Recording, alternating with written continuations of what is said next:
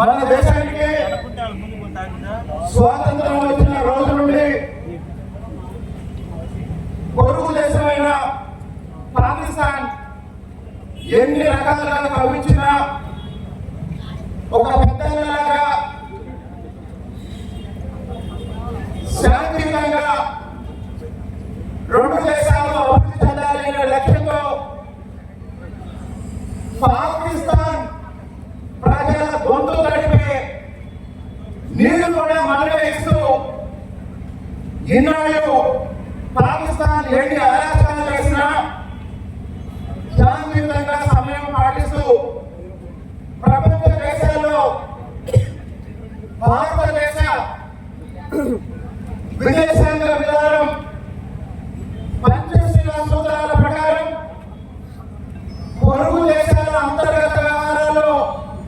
ఎప్పుడూ జోక్యం చేసుకోవాలని చెప్తూ ఉన్నారు. కానీ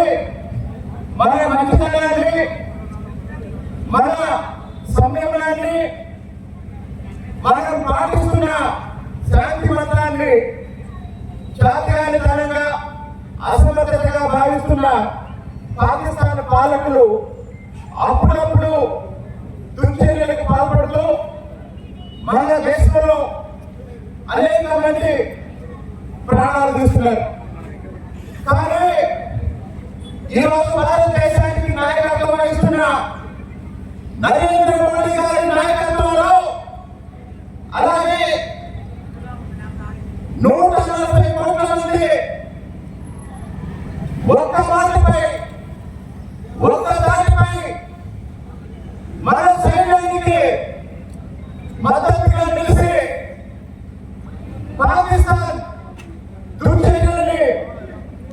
ఖండించడమే కాకుండా